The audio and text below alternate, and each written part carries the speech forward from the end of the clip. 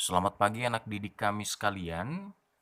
Bertemu kembali di pelajaran Pendidikan Agama Katolik dan Budi Pekerti. Kali materi yang baru yaitu kerukunan antar umat beragama. Apa yang kita pelajari dalam materi ini adalah bagaimana kita antar umat beragama yang telah diajarkan untuk hidup saling mengasihi dan mengaplikasikannya dalam kerukunan hidup antar umat beragama dalam kehidupan sehari-harinya. Sekarang kita lihat apa sebenarnya pengertian dari kerukunan. Kerukunan merupakan suatu istilah yang mana di dalamnya terdapat sikap saling menghargai, sikap saling menghormati, dan saling mendukung satu dengan yang lain, serta toleransi yang tinggi antar umat beragama di dalam suatu kelompok yang menciptakan suasana damai. Sekarang kita lihat dari segi multikulturnya. Nah, terlebih dahulu kita memahami bahwa multikulturalisme yang berarti di dalam masyarakat dapat multikulturalisme, di mana pengertian multikulturalisme itu berbagai macam perbedaan baik agama, suku, golongan, ras, maupun budaya. Di dalam kerukunan, multikulturalisme penting untuk menjaga sikap saling menghargai serta saling menghormati, sikap toleransi yang tinggi antar individu maupun kelompok, sehingga tidak akan terjadi konflik kalau ada kerukunan tersebut. Baik, sekarang kita memasuki makna dari kerukunan. Ada dua ditinjau dari segi antar umat beragama dan dalam perspektif teologi. Kita lihat yang pertama, makna kerukunan antar umat beragama. Kerukunan memiliki fungsi antar umat beragama, antara lain menciptakan suasana yang damai di antara perbedaan agama yang ada di dalam masyarakat, serta mencegah terjadinya pertentangan atau konflik yang dalam hal ini adalah masalah yang menyangkut sara, suku, agama, ras, dan antar golongan di lingkup masyarakat, baik ruang lingkup kecil maupun ruang lingkup yang luas.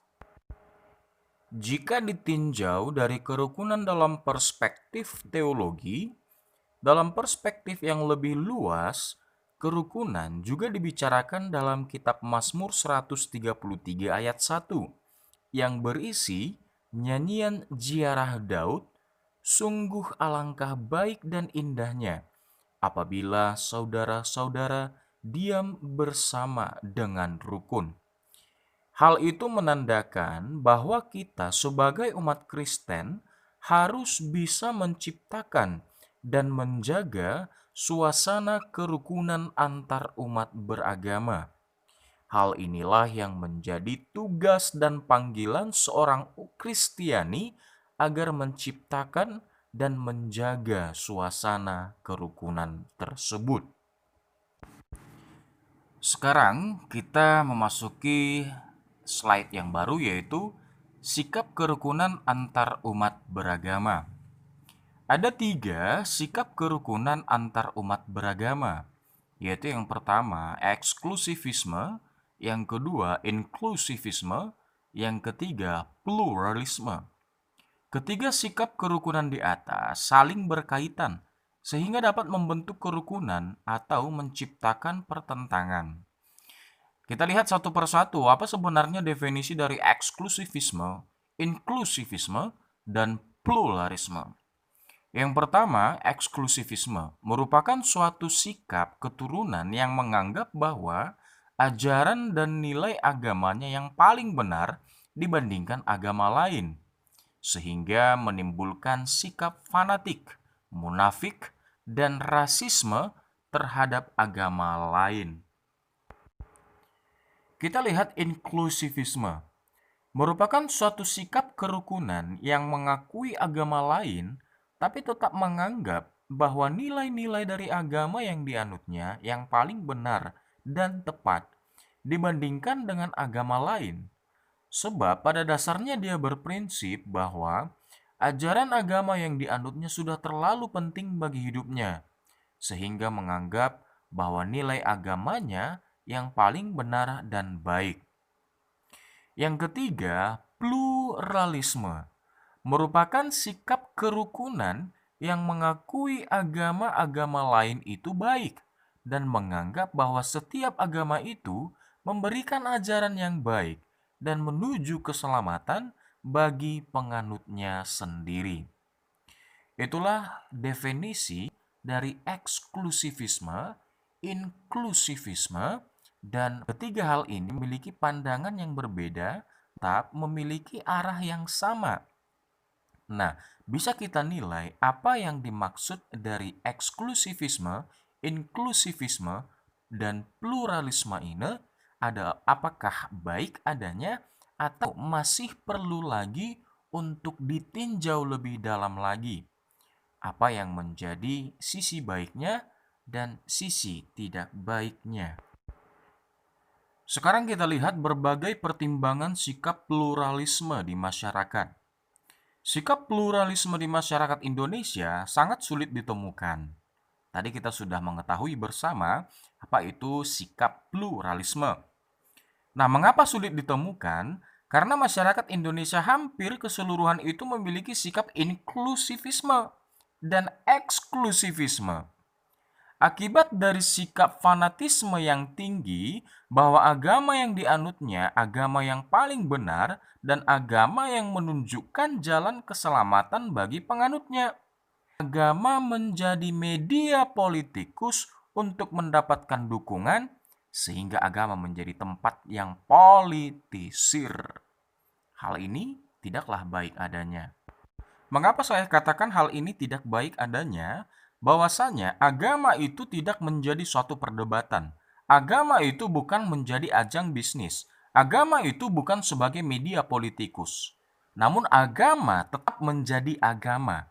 Apa yang diajarkan di dalam ajaran agama itulah yang mutlak yang harus diikuti. Sekarang kita lihat slide yang baru.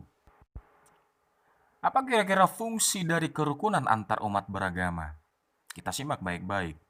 Fungsinya adalah menciptakan suasana damai di antara umat beragama, serta memberikan kenyamanan di lingkungan sekitar, memiliki sikap toleransi yang tinggi, dan mencegah terjadinya pertentangan antar individu maupun kelompok.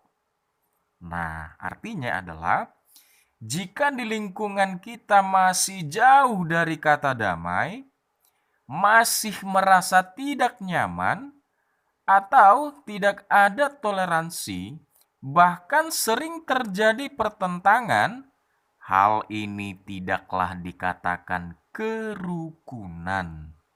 Melainkan apa?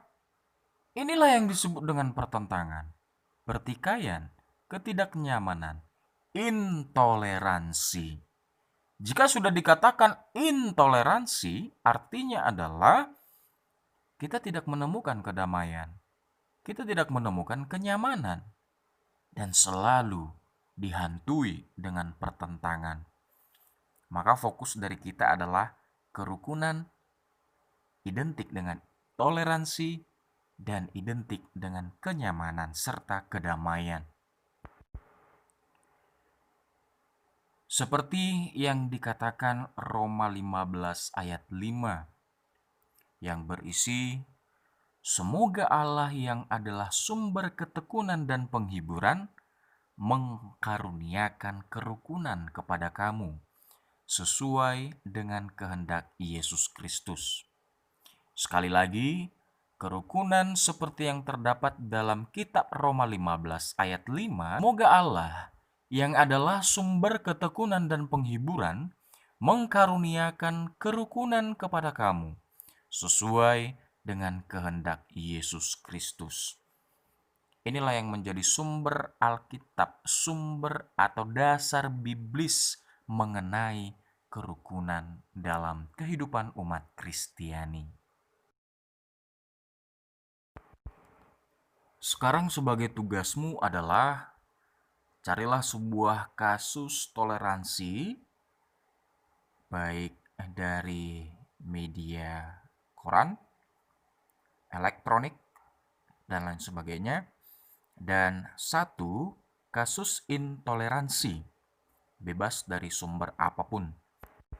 Kemudian nanti akan kamu kumpulkan di form Google Classroom.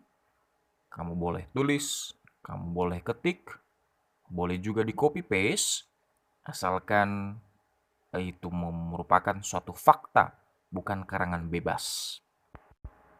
Saya rasa tugasnya cukup jelas. Sekian dan terima kasih. Saya tunggu nanti tugasnya di Google Classroom. Sekian dan terima kasih.